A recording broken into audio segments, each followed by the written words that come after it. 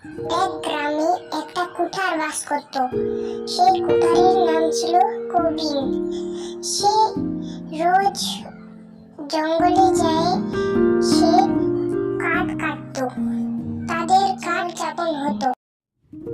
সে কাঠ কেটে যখনই বাড়ি যায় তখনই অন্ধকার হয়ে যায়। সেই জঙ্গলে একটি ভূতের গাছ ছিল।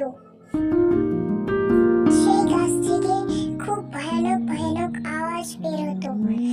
সে তাও উপাস দিয়ে যেত, তার একটুকু ভয় লাগতো না।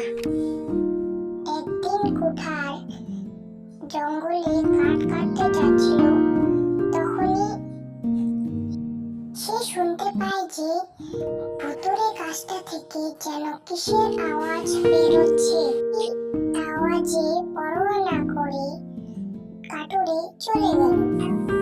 সে যেখানে প্রতিদিন কাঠ কাটতে আসতো, সে আজকেও সেই জায়গাতে এসে।